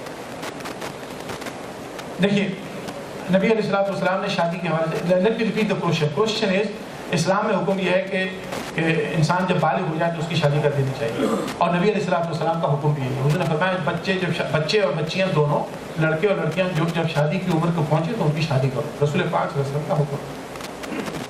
सवाल इनका यह है कि जनाब अब तो एजुकेशन ही 25 साल की उम्र में ख़त्म होती है, यूनिवर्सिटी डिग्री है, you have to be at least अपने पैरों में खड़े होने के लिए आपको थोड़ा सा अपनी ज़िंदगी के थोड़ा सा टाइम लगाना पड़ता है। तो अब उसमें क्या होता है? देखिए, अब उसमें दो चीज़ें हैं। इस्लाम में ये नहीं है कि आप जैसी बालिग हो जाए आपसे शादी नहीं होगी तो आपको गुनाह हो जाएगा, नहीं। इस्लाम में यह है कि आप अगर शादी किसी वजह से नहीं कर सकते, XYZ कोई भी रीज़न हो सकता है, एजुकेशन भी हो सकता है, आपके पास पैसे नहीं है, गरीब आदमी है, घर नहीं है जहाँ पर आप बीवी बच्चों को रख सकें, you need to establish yourself. और मर्द की जिम्मेदारी होती है कि वो प्रोवाइड करे सस्टेंस अपनी फैमिली को, राइट। तो आप उस चीज़ को बिल्ड करने के लिए आपको थोड़ा सा टाइम चाहिए होता है। तो उस टाइम के अंदर अगर आप थोड़ा टाइम लग जाता है तो आपको इजाज़त है बिल्कुल। लेकिन क्या नहीं करना, रसूल पाक सल्लल्लाहु अलैहि वसल्लम ने फरमाया कि इंसान जब शादी को अफोर्ड नहीं कर सकता है तो उसको उसके लिए प्रिपरेशन करने के लिए जो टाइम लगेगा वो आप लगाइए, लेकिन इंसान बदकारी ना करे, यू नो अंडरस्टैंड राइट, इंसान गुनाह का काम ना करे, ठीक है। तो वो उससे बचना है।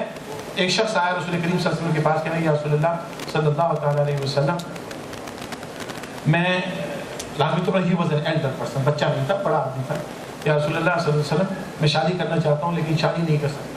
انہوں نے فرمایا کیوں نہیں شادی کر سکے؟ رسول اللہ میں غریب آدمی ہوں، میں افورڈ نہیں کر سکتا.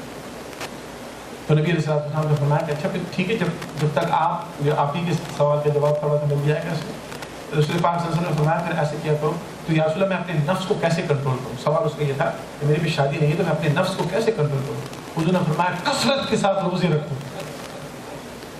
کثرت کے ساتھ روزے رکھو تاکہ تمہارا نفس کمزور ہو. مطلب in other words you have to abstain until you get married, and in order to abstain from sexual relationship you have to fast so your desires get weaker and weaker. سمجھ گئے؟ تو آپ کا جو سوال تھا وہ ایجوکیشن کا، وہ ویلڈ سوال ہے. you need to establish yourself before you get married in order to provide sustenance to your family. ٹھیک ہے نا؟ گناہ نہیں کرنا ہے. بس پرابلم یہ ہے کہ ہمارے یہاں صبر ہوتا نہیں، اسٹیبلش ہوتے نہیں، تو وہ جناب وہ ریلیشن شپ بلڈ ہو جاتی ہے یونیورسٹی کے اندر، کالج کے اندر، and then you start doing wrong things, اور وہ گناہ ہے.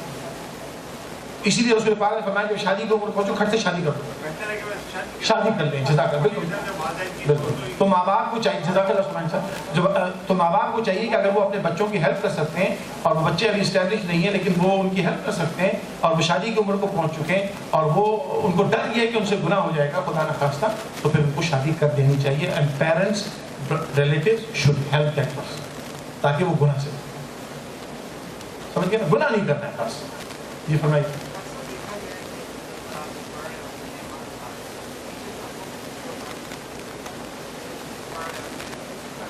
دیکھیے بھائی صاحب کا، میرے آغاز صاحب کا سوال ہے کہ ہم نے دیکھا ہے اکثر لوگ تراویح کی نماز میں پیچھے امام صاحب کے قرآن کھول کے کھڑے ہوتے ہیں. دیکھیے یہ نماز آپ کی نہیں ہوتی، بالکل نہیں ہوتی ہے. یہ جو قرآن کھول کے پڑھنے والے ہیں وہ یاد رکھیے سب سے پہلے ان کی نماز تو باطل ہو گئی، کیونکہ اس میں حرکتیں بہت ہوتی ہیں. نماز کے اندر بلا ضرورت حرکت 3 دفعہ ذکر کرنا نماز کو سب سے پہلے مکروہ کر دیتا ہے. اور اگر آپ نے کثرت اعمال کیا تو نماز ختم.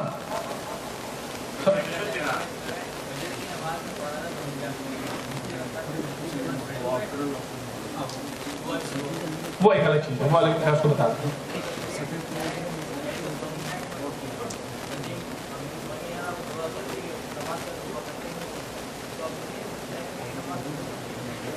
اچھا میں آپ کو جواب دیتا ہوں، پہلے میں آغاز صاحب کی بات کو ختم کر لوں. تو اس میں یہ کہ نماز میں قرآن کریم کھول کر نہیں پڑھ سکتے، بالکل منع ہے. اب ہمارے جو بھائی پڑھتے ہیں وہ ایک حدیث کوٹ کر دیتے ہیں. حدیث کیا ہے؟ وہ حضرت امام احمد بن حنبل رضی اللہ تعالیٰ عنہ کے حوالے سے اس کا فتویٰ ہے، اس کو کوٹ کیا جاتا ہے. اور ایک آپ کو حدیث مل جائے گی جس میں بتایا گیا کہ ایک صحابی تھے کسی جنگل میں نماز پڑھ رہے ہیں اور وہ قرآن کریم دیکھ کے پڑھ رہے ہیں، اور مطلب ایسا سامنے تھا. یاد رکھیے ہو سکتا ہے کہ وہ نفل نماز پڑھ رہا ہے، وہ تنہا نماز ممکن ہے کہ وہ اس قسم پڑھ رہے ہوں، اور یہ بھی ضروری نہیں ہے کہ وہ پوری نماز پڑھ رہے ہیں. ہو سکتا ہے دیکھنے والے کو شبہ ہو، تشابہ لگ جائے جسے کہتے ہیں، تو وہ بھی کوئی اتنی اتھینٹک بات نہیں کہ وہ باجماعت نماز پڑھ رہے تھے، نہیں، تنہا نماز پڑھ رہے تھے. نمبر 1 جو حدیث ملتی ہے، ایک ملتی ہے صرف پوری حدیث کی کتاب میں کہ وہ کر رہے تھے، تو وہ لازمی طور پر نہیں. اور اس کی کئی مثال نہیں ملے گی دیکھ کے قرآن کریم پڑھنا نماز کے اندر. یہ اصل میں قرآن کریم کو حفظ کرنے سے محروم ہونے والی بات ہے. اور اس میں اگر آپ کو جتنا یاد ہو آپ اتنا پڑھ لیجیے. پورا قرآن اگر یاد نہیں ہے لیکن دیکھ کے پڑھنا نماز کو باطل کر دیتا ہے، بالکل نماز نہیں ہے. آپ کا سوال جو تھا ہمارے بھائی صاحب کا کہ کسی مسجد میں آپ گئے تو وہاں فجر کی نماز میں دوسری رکعت کے بعد رکوع کا وہ کھڑا ہو گیا، انہوں نے دعائیں مانگنی شروع کر دی. تو حضرت امام مالک کے نزدیک اس کو قنوت نازلہ بولتے ہیں، وہ پڑھا جاتا ہے.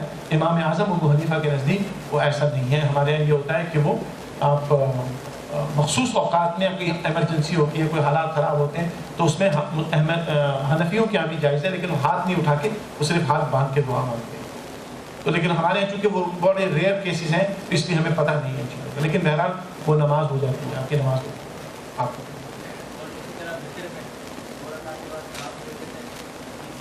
نہیں اچھا تو دیکھیے اس میں یہ ہے کہ اگر آپ حنفی ہیں تو کوشش کریں کہ حنفی فقہ کے امام کے پیچھے نماز پڑھیں تاکہ آپ کو کنفیوژن نہ ہو. ہمارے جو سعودی عرب کے اندر ہوتا ہے یا امام شافعی رضی اللہ تعالیٰ عنہ کے نزدیک بھی یہی ہے کہ آپ وطر کی نماز میں آپ ہاتھ اٹھا کے دعا مانگتے ہیں، تو اس میں کوئی غلط نہیں. لیکن امام اعظم ابو حنیفہ کے نزدیک وطر میں ہاتھ اٹھا کے دعا مانگنے کے بجائے قنوت نازلہ جو ہے وہ ہاتھ باندھ کے نماز پڑھتے ہیں. نہ وطر کی نماز کا جہاں تک تعلق ہے وہ 3 رکعت ہے، بعض اس کو 2 شفا کے الگ پڑھتے ہیں اور 1 وطر پڑھتے ہیں. حضرت امام اعظم کے نزدیک نہیں 3 وطر کی ایک ہی نیت پڑھ جاتی ہے.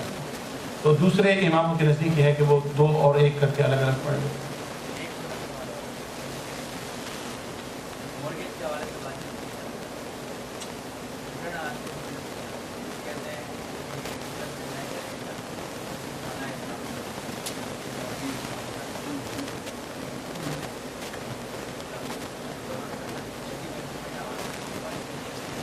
یہ تو پاکستان میں بھی ہے, سعودی عرب میں بھی ہے. بھائی آپ کیسی بات کر رہے ہیں؟ مجھے سمجھ نہیں آتی کہ مورگیج سود کا پرابلم یہاں کہاں ہے؟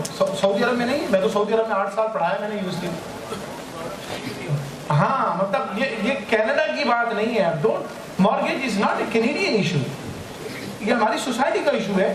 پاکستان میں کس کو house building finance corporation loan دیتی ہے وداؤٹ انٹرسٹ؟ مجھے بتائیے, جو پاکستانی لوگ بیٹھے کہیں ملتا ہے؟ They charge you interest. تو وہاں تو کسی مولوی سے فتویٰ نہیں ہے چاہیے نا, یہاں پر فتویٰ مانا جاتا ہے. انٹرسٹ پاکستان میں بھی حرام ہے اور یہاں پہ بھی حرام ہے. جی انٹرسٹ اللہ اور اس کے رسول نے حرام کیا, وہ حرام رہے گا. پاکستان میں وہ ہو, چاہے سعودی عرب ہو, چاہے ایران ہو, چاہے کینیڈا ہو, حرام. اب آپ نے جو کہا, جس سے علماء نے کہا, بعض نے کہا کہ نہیں بالکل نہیں کرنا, بعض نے کہا نہیں اپنی ضرورت کے لیے لے سکتے ہیں. تو یہ اب آپ کا ڈیسیجن ہے کہ آپ جس کو فالو کرنا چاہیں. سمجھ گئے نا؟ اب اس میں علماء میں جب اختلاف ہو جاتا ہے تو آپ کا اب اپنا ڈیسیجن کرنا ہوگا کہ آپ کس کو فالو کرتے ہیں. ہمارے نزدیک یہی ہے کہ اگر آپ کی ضرورت ہے اور آپ کو کہیں سے انٹرسٹ فری لون نہیں مل رہا, کہیں سے نہیں مل رہا, آپ نے پوری کوشش کر لی ہے, تو پھر آپ اپنی ضرورت کے لیے لے لیں اور جتنی جلدی ہو سکے اس کو ادا کریں. اس کا مطلب یہ نہیں کہ سود حلال ہو گیا. یہ یاد رکھیے, سود سارے مولوی مل کے اس کو حلال کرنا چاہے, نہیں حلال ہو سکتا, وہ حرام.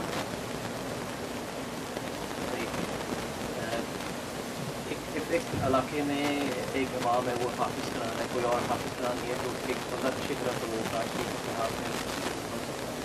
دیکھیے لقمہ دینے کے لیے امام اعظم ابو حنیفہ کے نزدیک یہ نماز باطل ہو گئی. قرآن کریم نماز میں کھول کے پڑھنے سے آپ جو ہے امام حنفی فقہ میں بالکل نہیں الاؤڈ ہے. حنبلیوں کے نزدیک اس کی گنجائش ہے, کیونکہ امام احمد بن حنبل کا ایک فتویٰ ہے, میں نے آپ کو بتایا, تو ان کے یہاں تو اس کی اجازت ہے, لیکن فقہ حنفی کے مطابق اس کی اجازت ہے. امام پڑھا رہا ہے نماز, اس کے بعد سورہ قرآن میں ہوتے ہیں نا, ایک آپ ایک فیسٹیول تو آپ نزولی ترتیب ایک امام بائی ایکسیڈنٹ میں سمجھ گیا. نہیں بھائی صاحب کا سوال یہ لٹ کے ریپیٹ کوشچن. انہوں نے کہا مثلا امام کو سورہ فاتحہ کے بعد قرآن کریم کی تلاوت کرنی ہے تو نزولی ترتیب میں پڑھنی ہے نا. مثلا کسی نے اگر اذا جاء پڑھا ہے تو اس کے بعد والی رکعت میں وہ علم نشرہ نہیں پڑھ سکتے, کیونکہ علم نشرہ تو اس سے پہلے ہے. آپ اذا جاء کے بعد والی پڑھیں, آپ تبت یادا پڑھ دیں, لیلاف پڑھ دیں, تو نہیں قل اعوذ برب الفلق قل اعوذ برب الناس پڑھ دیں, تو لیکن آپ پیچھے نہیں جا سکتے. اگر لیکن غلطی سے اگر ہو گیا تو نماز یاد رکھی ہو گئی, یہ نہیں ہو کہ نماز خراب ہو گئی. نماز اس ترتیب نزولی کے برعکس اگر نماز پڑھ لی گئی تو اس کو فقہ حنفی میں مکروہ کہا گیا کہ اچھی چیز نہیں, اس کو ترتیب سے پڑھنا چاہیے نزولی پر, یعنی جو پہلے صورت آئی ہے وہ پہلے پڑھیں, جو بعد میں آئی ہے وہ بعد میں پڑھیں. لیکن اگر غلطی سے پڑھ لیا ہے تو نماز ہو گئی ہے, you don't have to repeat, سجدہ صاحب بھی نہیں کرنا ہے, کچھ بھی نہیں کرنا, نماز ہو گئی. بس اس کو عادت مت بنائیے, بس عادت مت بنائیے.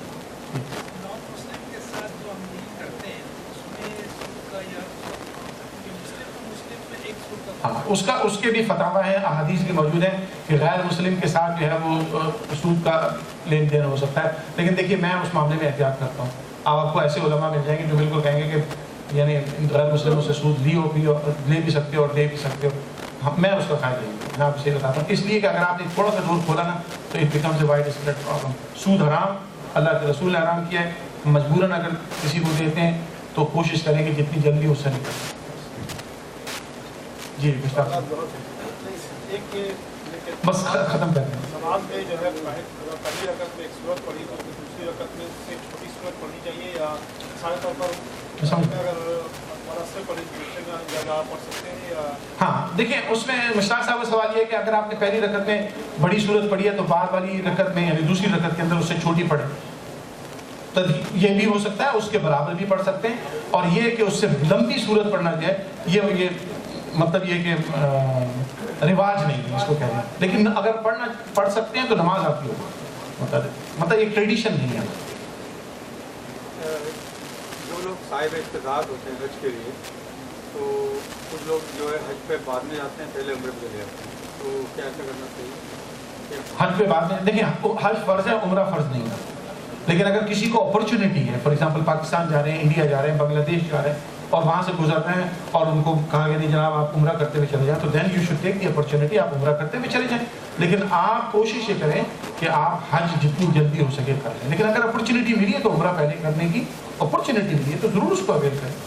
جی بیٹا. حج تو سال میں ایک دفعہ ہوگا، تو آپ اس کے بعد کسی وقت کسی سے اس لیے بالکل. جی بس ہاں چلے. جی بیٹا. سوال یہ تھا کہ ہمارے اسلام میں مغرب کے بعد دن ختم ہو جاتا ہے، مطلب تو نیا دن شروع ہوتا ہے. نیا دن شروع ہوتا ہے، لیکن جو ہماری پہلی نماز جو ہوتی ہے وہ فجر کی ہوتی ہے اور بیچ میں عشاء کی نماز بھی آتی ہے. مطلب دن ختم ہو گیا مغرب کے بعد، لیکن عشاء کی نماز بھی آتی ہے، اس کے بعد پھر ہم تہجد بھی پڑھتے ہیں، اس کے بعد فجر پڑھتے ہیں، لیکن فجر کی نماز جو ہے وہ ترتیب میں پہلے آتی ہے. تو اس کے اوپر ذرا نہیں، اگر آپ اسلامی نقطۂ نظر سے دن اور رات کا حساب کریں گے تو اسلامی نقطۂ نظر سے سب سے پہلی نماز مغرب کی نماز، کیونکہ سن سیٹ کے بعد دن شروع ہوتا ہے، نیا دن شروع ہو جاتا ہے. سب سے پہلی نماز مغرب ہے، پھر عشاء ہے، پھر فجر ہے، پھر ظہر ہے، پھر عصر ہے. مغرب کو اسلامی نقطۂ نظر سے یہ فجر ہم اس لیے جنرلی لیتے ہیں کہ ہمارا دن تو شروع ہوتا ہے سن رائز نیکسٹ ڈے سے 12 بجے کے بعد، اس لیے ہم کہہ دیتے ہیں، ورنہ اسلامی نقطۂ نظر سے پہلی نماز مغرب.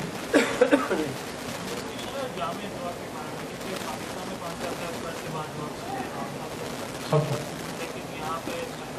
بھی کرتے ہیں. امام صاحب ابراہیم صاحب تو ماشاء اللہ بڑی اچھی دعا مانگتے ہیں.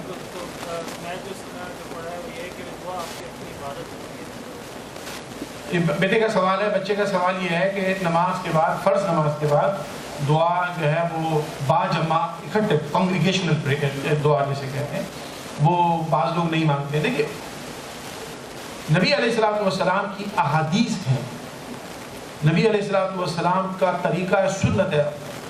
حدیث شریف آتا ہے بخاری شریف کی کہ نبی علیہ الصلوۃ والسلام جب نماز پڑھ چکتے تھے تو گھروں میں بیٹھی ہوئی عورتوں کو پتہ چلتا تھا کہ مسجد میں نماز ختم ہو گئی. ان کو کیسے پتہ چلتا تھا؟ اس لیے کہ مسجد میں اتنے زور سے ذکر ہوتا تھا کہ آواز باہر تک جاتی تھی. یہ حدیث ہے، بخاری شریف کی حدیث ہے کہ گھروں میں بیٹھی ہوئی عورتوں کو پتہ چلتا تھا کہ جماعت ختم ہو گئی. وہ کہتی تھی جماعت ختم ہو گئی. کیسے پتہ چلتا تھا؟ اس لیے کہ نماز کے بعد ذکر ہوتا تھا بڑی زور سے. وہ کلمات طیبات پڑھے جاتے تھے، سب لوگ زور سے پڑھتے. دوسری بات جہاں تک دعا کا تعلق ہے، دعا بھی تو ذکر ہے. اور دعا میں اللہ، امام صاحب کیا مانگتے ہیں؟ اللہم انت السلام و منک السلام. یہ حضور نے فرض نماز کے بعد نہیں مانگا.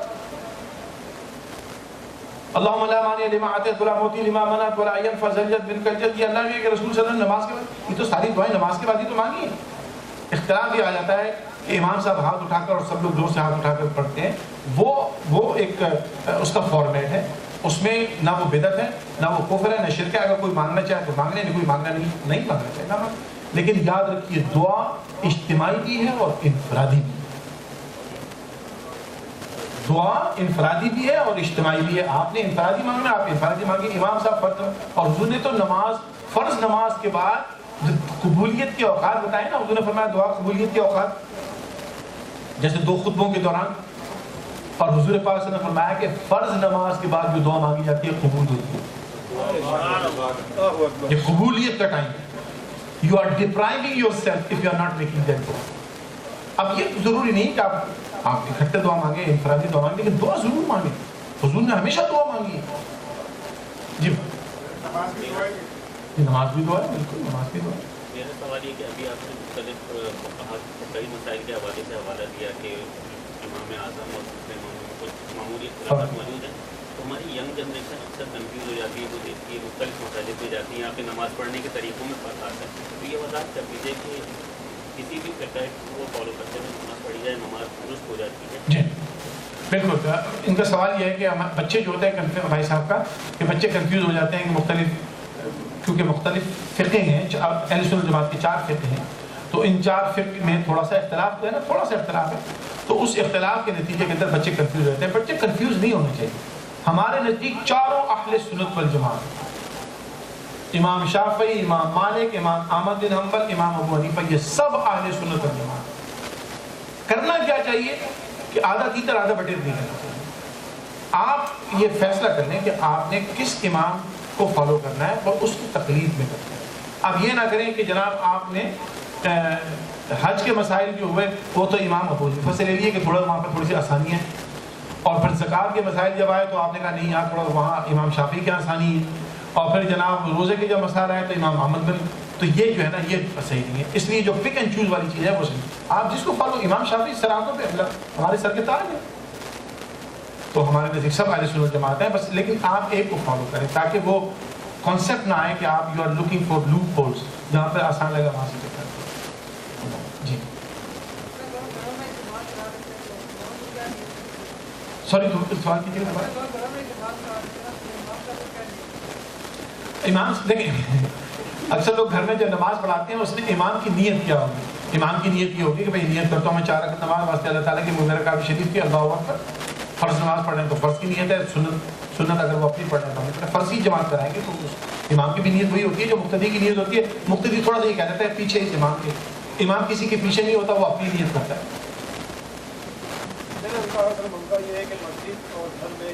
اوہ سوری تو مسجد میں نیت کچھ اور اور گھر میں نیت کچھ اور، یہ آپ کا نہیں، مسجد کی بھی نیت وہی ہے، گھر کی بھی نیت وہی ہے، بازار کی بھی نیت وہی ہے، نماز کی نیت ایک ہی ہے.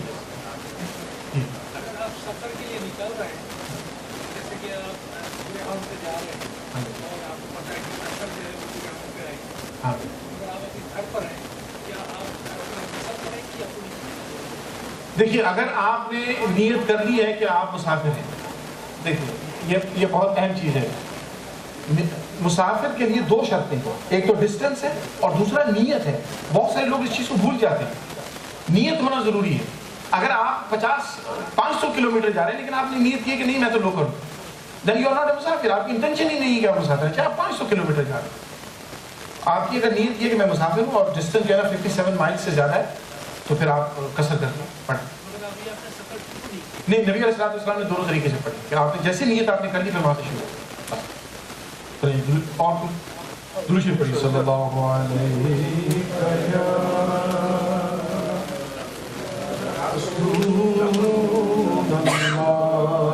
تشریف رکھیں سلام علیک یا حبیب اللہ بلغ العلا بکمالہ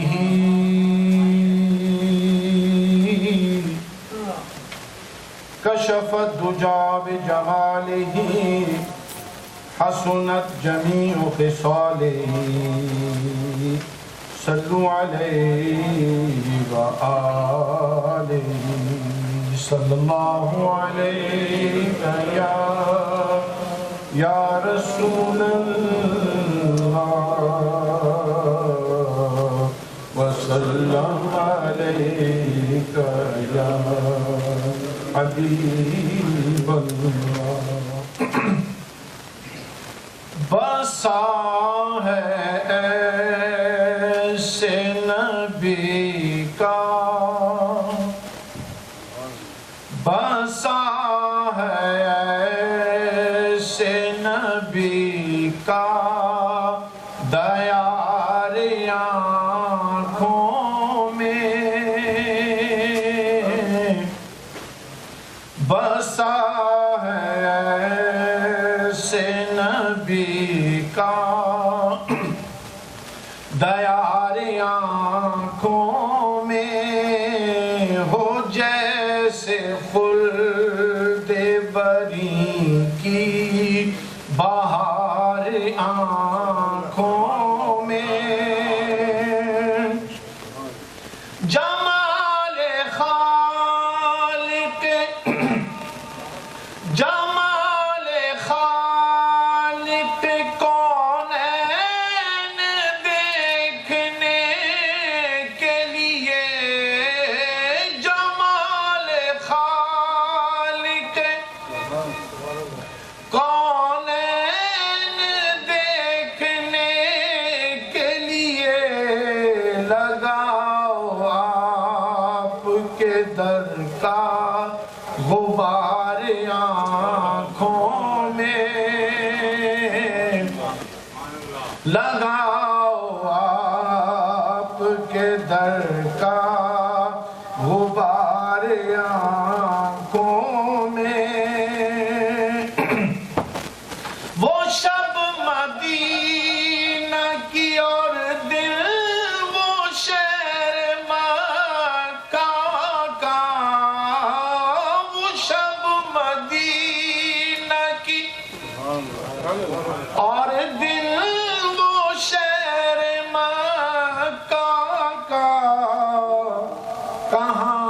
سے لاؤں میں یہ کہاں سے لاؤں یہ لیل و نہار آنکھوں میں کہاں سے لاؤں یہ لیل و نہار آنکھوں میں بہی جو آنسو تمنائے دید میں ان کی بہی جو آنسو تمنائے دید میں ان کی قرار آئے میری بے قرار آنکھوں میں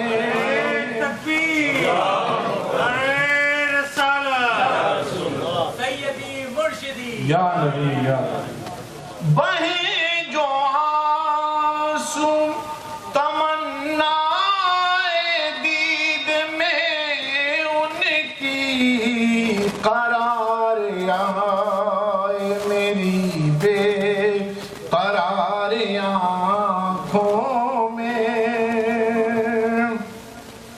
وہ خود تلاش سبحان اللہ کتنے خوش نصیب ہے وہ جنہیں رسول کریم صلی اللہ علیہ وسلم خود تلاش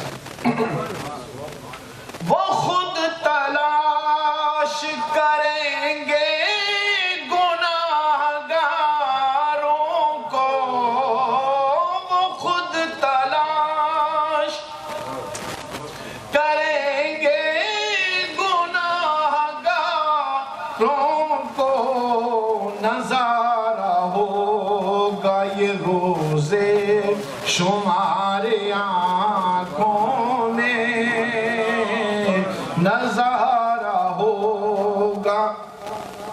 نظارہ ہوگا یہ روزے شمار آنکھوں میں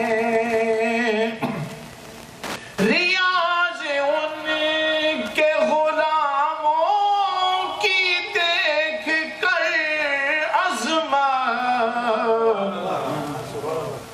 ریاض ان کے غلاموں کی دیکھ کر عظمت جچا کبھی نہ کوئی تاجدار آنکھوں میں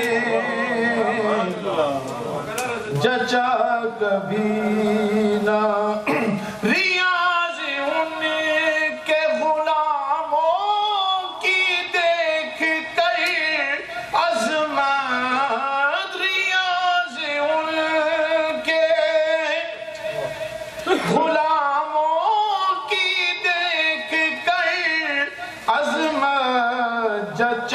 کبھی نہ کوئی تاجدار آنکھوں میں مصطفیٰ جانے رحمت پیدا ہوں سلام شمع بس میں ہدایت پیدا ہوں سلام شمع بس میں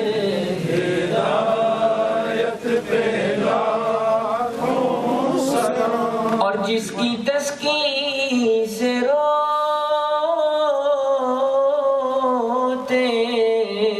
ہوئے ہنس پڑے جس کی تسکین سے روتے ہوئے ہنس پڑے اس تبسم کی عادت بیلا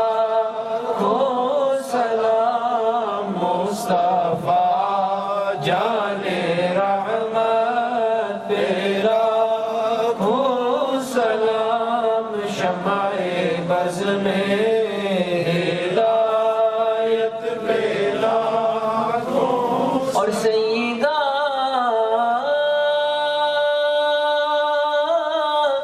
ظاہرہ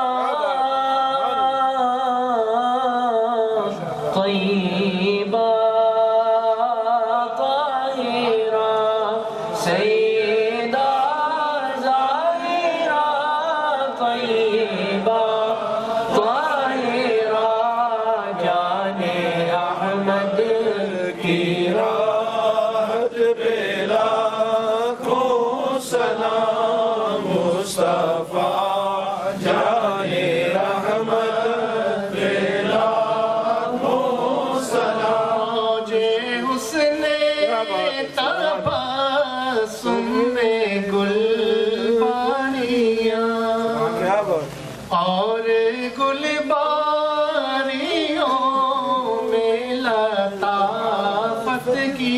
سبحان اللہ جن میں قدرت کی باری کیا ہے نہا پتلی پتلی گلے قدس کی پتیاں ان لبوں کی نزاکت پہ لاکھوں سلام یا الہی واسطہ لے رسول یہ سلام عاجزانہ کو قبول اللهم صل على سيدنا مولانا محمد وعلى آل سيدنا مولانا محمد وبارك وسلم عليه یا اللہ آج کے اس محفل تذکیر علم میں پروردگار ہمیں جو سیکھا ہے کہا گیا ہے پروردگار اس میں کوئی غلطی ہو تو معاف فرما دے اس کی اصلاح فرما دے یا اللہ ہم نے جو کہا سنا پروردگار اس کو اپنی بارگاہ میں قبول فرما یا اللہ ہمیں قرآن کریم کو سمجھ کر پڑھنے کی توفیق عطا فرما یا اللہ ہمیں دین کو پڑھ سمجھنے کے بعد اس پہ عمل کی توفیق عطا فرما یا اللہ ہمیں گمراہ لوگوں کی صحبت سے دور فرما یا اللہ ہمیں گمراہ ہونے سے محفوظ فرما یا اللہ ہمیں نبی علیہ السلام کا سچا پیروکار بنا نبی علیہ السلام کا ادب اور احترام کرنے والا سچی امت کی محبت کرنے والا مومن مسلمان حضور کے اہل بیت کی سچی امت کی محبت عطا فرما حضور کے صحابہ کرام کی محبت عطا فرما ہر اس چیز سے محبت ہے جو رسول کریم صلی اللہ علیہ وسلم کی محبت عطا فرما یا اللہ جو یہاں پہ لوگ بیٹھے ہوئے ہیں پروردگار جتنے لوگوں نے شرکت کی ہے جو چلے گئے یا اللہ ان سب کی حاضری کو قبول فرما یا اللہ ان کو دارین کی سعادت و برکتوں سے مالا مال فرما یا اللہ ان سب کی مرادیں پوری فرما یا اللہ ان سب کی عبادتوں کو اپنی بارگاہ میں قبول فرما یہ تیری راہ میں جو خرچ کریں یا اللہ اس کو اپنی بارگاہ میں قبول فرما اور اس کا کئی گنا بے شمار گنا ان سب ربنا تقبل منا انک انت السمیع العلیم وتب علینا انک انت التواب الرحیم آج میں ہسپتال میں شمس الدین صاحب کو بھی دیکھنے گیا تھا ان کو کینسر ہے دعا فرما اللہ تبارک و تعالیٰ ان کی عمر میں برکت عطا فرمائے اللہ تعالیٰ ان کو سایہ ان کے بچوں کو سلامت رکھے میرا الدین صاحب کو اللہ صحت عطا فرمائے اللہ تعالیٰ ان کا سایہ ان کے بچوں کو سلامت رکھے عالم اسلام میں حاضرین محفل میں ان کے رشتہ داروں میں یا اللہ کوئی بیمار ہے یا اللہ سب کی روحانی جسمانی ظاہری باطنی قلبی فکری بیماری سب کے یا اللہ جن بچے ہیں جن کے والدین کو پروردگار جو حیات ہیں یا اللہ ان کے والدین کی عمروں میں برکت عطا فرمائے والدین کا سایہ ان کے بچوں کو سلامت رکھے ان بچوں کو اپنے والدین کی خدمت کی توفیق عطا فرمائے ان کا ادب اور احترام کر کے ان کا فرمانبرداری کی توفیق عطا فرمائے اور جن کے والدین دنیا سے رخصت ہو چکے ہیں یا اللہ ان کے والدین کی مغفرت فرمائے ان کے والدین کو صبر ان کو جنت الفردوس میں بلند مقام عطا فرمائے اور ان کے پاس مادران کو صبر جمیل ربنا تقبل منا انك انت السميع العليم وتب علينا انك انت التواب الرحيم وصلى الله على النبي الامي وعلى اله واصحابه واهل بيته اجمعين برحمتك يا رب